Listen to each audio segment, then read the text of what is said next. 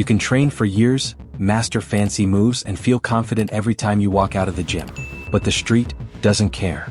Because when a real fight breaks out, it's rarely the strongest or the most technical person who survives. It's the one who avoids the silent mistakes that most people never even notice until it's too late. And here's the part no one likes to admit. Most people lose a street fight before the first punch is thrown. In the next few minutes, you're going to discover the mistakes that can quietly destroy you in a real confrontation, the errors that turn seconds into danger and confidence into regret. Some of them are so subtle that even experienced martial artists fall for them. Before we go deeper, tell me something in the comments. What city are you watching from? Knowing where you're from helps me understand the reality you face on the streets, and trust me, the difference between a safe reaction and a disastrous one can depend on your environment. Now, let's talk about the first fatal mistake, the one that begins long before the fight actually starts. It slows you. It blinds you. It makes you predictable. A street confrontation is chaotic, uncontrolled, fast. Something your gym training can't fully simulate no matter how good your school is. In the gym, you expect attacks. You have structure, mats, light, space. Your training partner isn't actually trying to hurt you. The street removes all of that. And when danger catches you unprepared, your mind tries to process too much too fast. You don't notice it, but the tension in your shoulders alters your breathing. Your breathing alters your focus. Your focus alters your reflexes. By the time you realize what's happening, the aggressor has already gained the psychological advantage. And in a real fight, the psychological advantage is often more decisive than the physical one. This is why real awareness is more valuable than any fancy technique. Awareness means walking with your head up, scanning without fear, and staying relaxed enough for your body to move naturally if something shifts around you. Relaxed doesn't mean weak. Relaxed means ready. It's the difference between reacting and panicking, between noticing danger and realizing danger when it's already touching you. Another invisible mistake people make at this moment is assuming they'll respond in the street the same way they respond during training. But stress rewires everything.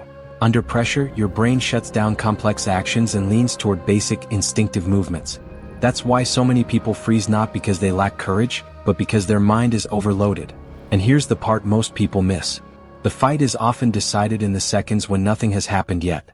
Because those seconds reveal whether you will move with clarity, or fall into the trap of tension, fear, and hesitation.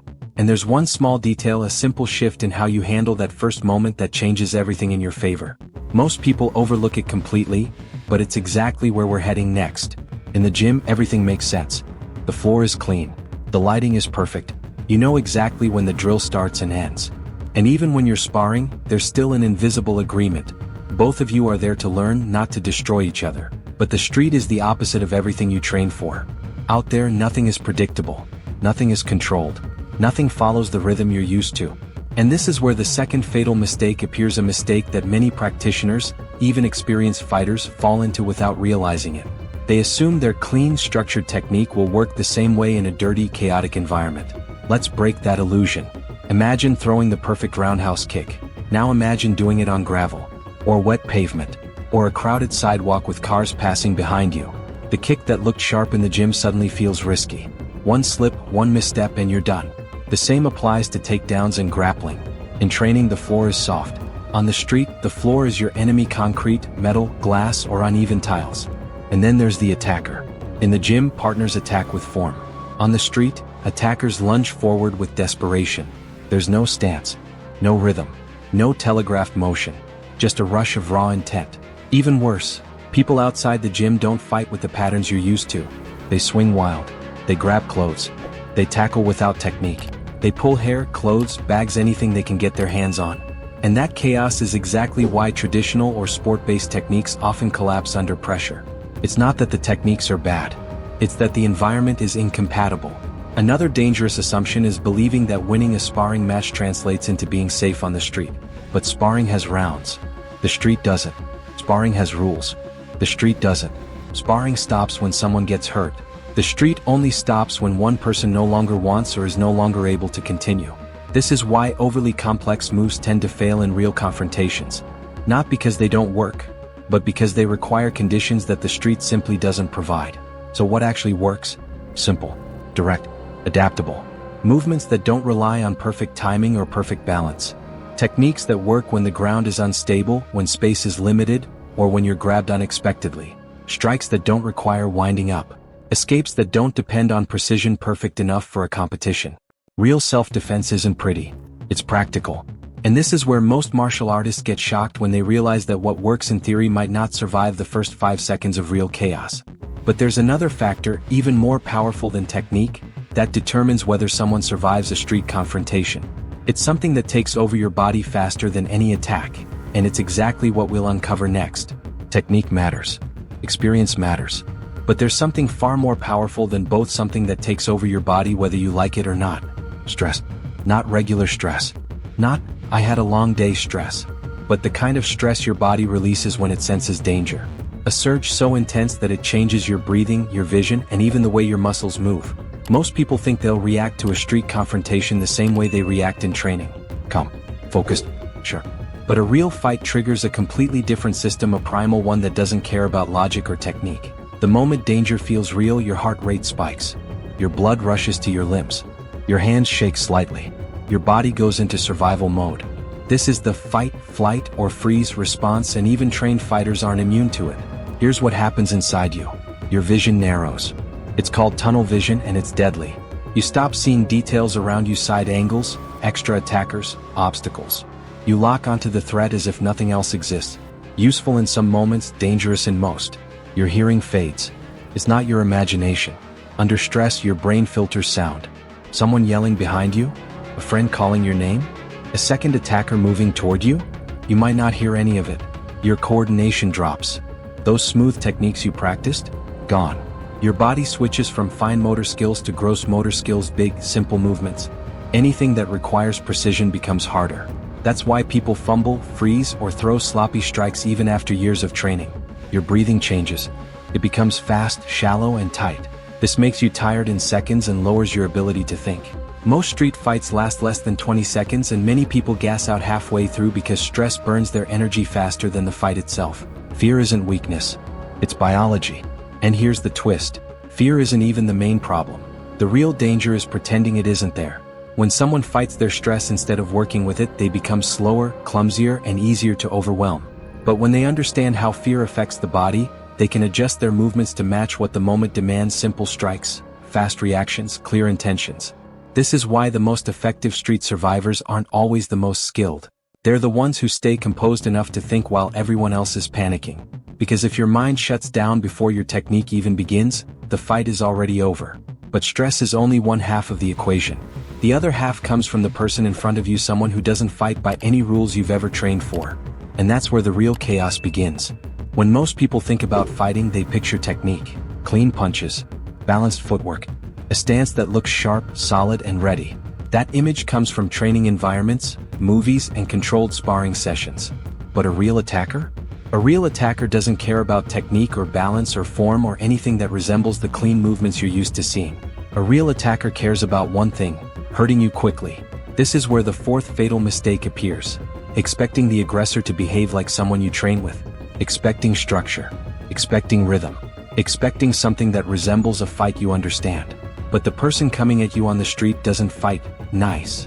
They fight messy, fast, ugly, unpredictable. They swing wildly because wild swings are hard to time. They rush forward with chaotic energy because it overwhelms unprepared people. They use their head, knees, elbows, and whatever object is in their hand: a bottle, a chain, a rock, a belt buckle. Anything becomes a weapon. While you're thinking about the perfect counter, they're thinking about the fastest way to make you panic. And panic is exactly what sloppy aggression creates. You might see a hook coming a mile away in the gym, but on the street it's different. The swing is wider, faster, fueled by adrenaline and fear. There's no stance, no telegraph, no pattern. There's only motion, chaotic, explosive, and desperate. And then there's the part most people forget. Street attackers don't fight alone. Even if you only see one person, you can never assume you're dealing with one. Friends, bystanders, accomplices, anyone can jump in. And when someone grabs you from behind while you're focused on the attacker in front of you, every technique you practice becomes harder to execute. Another factor that catches martial artists off guard is the suddenness of street violence. There's no countdown, no ready, go, no warning. Many attacks start with a fake apology, a handshake, a question, a step closer than necessary. Then it happens instantly, without space for a perfect stance or a thoughtful response. Real attackers also use angles you don't expect. They push, pull, grab clothes, trap arms, throw headbutts at close range. They don't care if the movement injures them as long as it hurts you more. And because the attack is so unpredictable, the defender often loses time trying to identify what's happening instead of acting. That hesitation, just a fraction of a second, can change everything. But here's where the biggest danger hides. It's not in the attacker's aggression. It's in your reaction to it. Because the worst mistake of all has nothing to do with punches or kicks and everything to do with the part of the fight most people never consider. And that final mistake is the one that decides whether you walk away or become another story on the news. By the time most people realize they're in a street fight, they're already thinking about one thing: winning, landing the perfect punch, proving strength, walking away feeling victorious. But that mindset is exactly what creates the final and most dangerous fatal mistake: trying to win a fight that never needed to happen. In competition, you fight to score points or secure a submission. In movies, you fight to show dominance. But in the street, the only goal is survival. Every second you spend trying to win is a second you could have spent escaping, creating distance, or avoiding a situation that might escalate far beyond what you can control. People forget that in the real world, every fight has invisible elements you can't predict. You don't know if the attacker has a knife tucked under their shirt.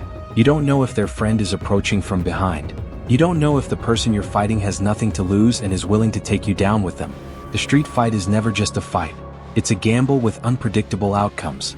And that's why the smartest fighters, the ones who stay alive, the ones who stay uninjured, the ones who walk away with their future intact, all share the same instinct. They don't stick around longer than necessary. Distance is your greatest ally. If you can step back, do it. If you can walk away, do it. If you can de-escalate with words before fists fly, that's victory. Protecting your body, your freedom, and your life is far more impressive than any knockout punch. And here's something most people never consider. Escaping takes courage. It takes intelligence. It takes the ability to put your ego aside, something many people fail to do in the heat of the moment. You're not running because you're scared. You're running because you understand the truth. A fight avoided is a life preserved. De-escalation isn't weakness. Awareness isn't paranoia. Avoidance isn't cowardice. These are survival skills, the highest level of self-defense. Most attackers don't expect someone who can stay calm, create distance, and decide the moment isn't worth the risk. That mindset throws off their rhythm because their power comes from chaos. When you refuse to play their game, you take back control. And here's the final insight, the one that separates survivors from victims. Your best defense is never your punch. It's your decision. The decision to walk away. To protect your life instead of your pride. To value your future more than the moment. And the irony is that mastering this mindset doesn't make you weaker.